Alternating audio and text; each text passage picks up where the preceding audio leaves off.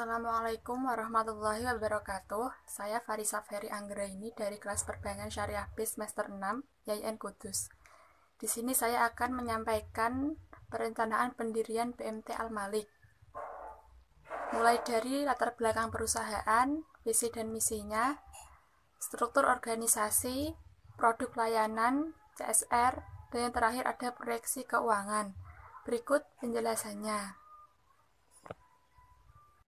Pertama, ada latar belakang perusahaan. Bersamaan dengan fenomena semakin bergairahnya masyarakat untuk kembali ke ajaran agama, banyak bermunculan lembaga ekonomi dengan prinsip Islam seperti perbankan syariah maupun Baitul Mal wa Tamwil.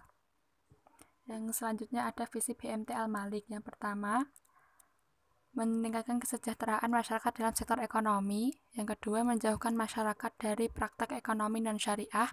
Yang ketiga, berusaha dan beramal melalui BMT dalam pencapaian keseimbangan dunia dan akhirat. Yang ketiga ada misi BMT Al-Malik, yaitu membangun upaya untuk menggalang dana masyarakat yang selaras dengan orientasi nilai yang tumbuh dalam masyarakat Islam sehingga terwujud kualitas masyarakat yang selamat, damai, dan sejahtera. Selanjutnya, struktur organisasi BMT Al-Malik.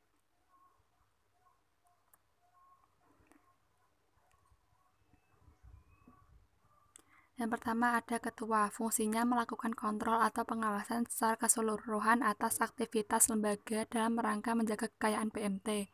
Tugas pokoknya yang pertama yaitu memimpin rapat anggota, yang kedua melakukan pengawasan dan pertemuan bulanan untuk membahas capaian target BMT, serta kendala-kendala yang dihadapi, yang ketiga melakukan pembinaan kepada pengelola, yang keempat ikut menandatangani surat-surat berharga seperti surat-surat lain yang berkaitan dengan penyelenggaraan keuangan BMT, yang terakhir menjalankan tugas-tugas yang diamanahkan oleh anggota BMT. Selanjutnya sekretaris. Fungsinya melakukan pengelolaan pengadministrasian segala sesuatu yang berkaitan dengan aktivitas badan pengurus. Tugas pokoknya yang pertama membuat serta memelihara berita acara yang asli dan lengkap, data dan rapat pengurus. Yang kedua atas pemberitahuan kepada anggota sebelum rapat diadakan. Yang ketiga memberikan catatan-catatan keuangan BMT hasil laporan dari pengelolaan. Yang keempat memverifikasikan dan memberikan saran. Selanjutnya ada bendahara. Fungsinya melakukan pengelolaan keuangan BMT secara keseluruhan di luar unit-unit yang ada.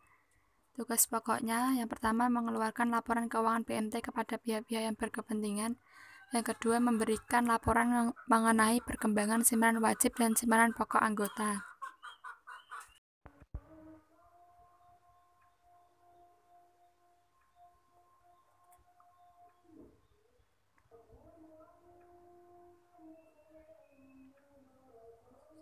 Selanjutnya ada manajer. Tugas pokoknya memimpin operasional BMT sesuai dengan tujuan dan kebijakan umum yang digariskan oleh pengurus. Kedua, membuat rencana kerja tahunan, bulanan, dan mingguan. Yang ketiga, membuat kebijakan khusus yang sesuai dengan kebijakan umum yang digariskan oleh pengurus. Yang keempat, membuat laporan bulanan, tahunan, penilaian kesehatan BMT, serta mendiskusikan dengan pengurus. Yang kelima, membina usaha anggota BMT baik perorangan maupun kelompok. Yang terakhir adalah memonitor dan memberikan arahan atau masukan terhadap upaya pencapaian target.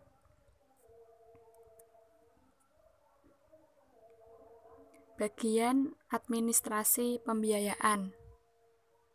Tugas pokoknya yaitu yang pertama, menyiapkan administrasi pencairan pembiayaan. Yang kedua, mengarsipkan seluruh berkas pembiayaan. Yang ketiga, mengarsipkan jaminan pembiayaan. Yang keempat, menerima angsuran dan pelunasan pembiayaan. Dan yang kelima, membuat laporan pembiayaan sesuai dengan periode laporan. Selanjutnya bagian pengelolaan dana. Tugas pokok yang pertama melakukan kegiatan pengelolaan tabungan anggota atau masyarakat. Yang kedua menyusun rencana pengelolaan tabungan. Yang ketiga merencanakan pengembangan produk-produk tabungan. Yang keempat melakukan analisis data tabungan. Yang kelima melakukan pembinaan anggota penabung. Yang terakhir membuat laporan perkembangan tabungan. Bagian pembinaan anggota. Tugas pokoknya yaitu yang pertama sebagai motivator usaha anggota, Yang kedua, memberikan pembinaan kepada anggota mengenai administrasi, kualitas usaha anggota, dan pengembangan skala usaha anggota. Yang ketiga, membina sumber daya manusia anggota.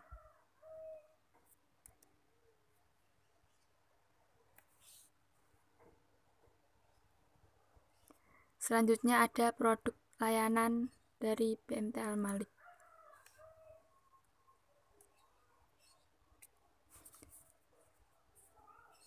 Yang pertama ada produk simpanan terdiri dari simpanan mudharabah, yaitu simpanan pemilik dana yang penyetorannya dapat dilakukan sesuai dengan akad atau perjanjian yang telah disepakati sebelumnya. Yang kedua, simpanan wadiah, yaitu simpanan yang sewaktu-waktu nasabah atau anggota dapat menariknya dengan mengeluarkan surat berharga pemindahan buku. Yang ketiga, simpanan haji, yaitu simpanan untuk persiapan atau rencana menunaikan ibadah haji dapat diambil pada saat akan membayar ongkos naik haji. Yang keempat, simpanan berjangka, yaitu simpanan dalam jangka waktu tertentu 3 bulan, 6 bulan, atau 12 bulan.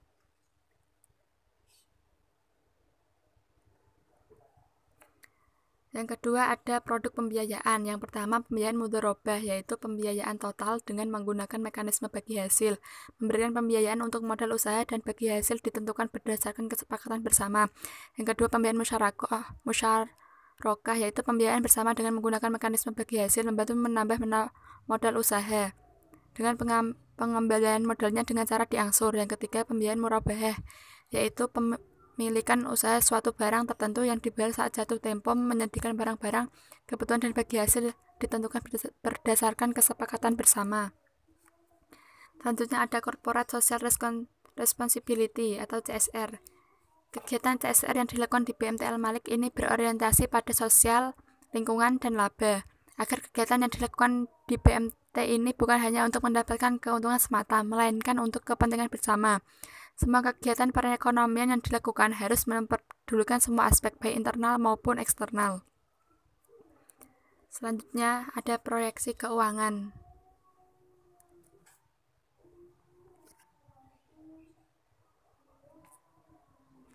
Yang pertama ada proyeksi permodalan. Modal terdiri dari simpanan pokok khusus atau penyertaan, dan simpanan wajib senilai 100 juta rupiah.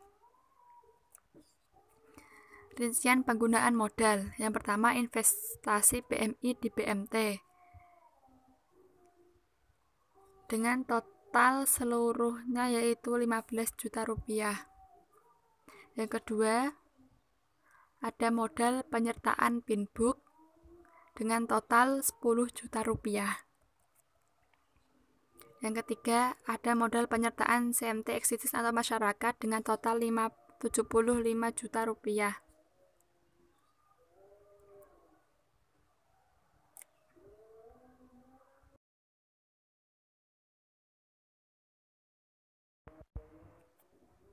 Dengan total keseluruhan dari investasi BMI di BMT 15 juta, modal penyertaan Pinbook 10 juta, dan modal penyertaan BMT atau masyarakat 75 juta, dengan total modal keseluruhan yaitu 100 juta rupiah.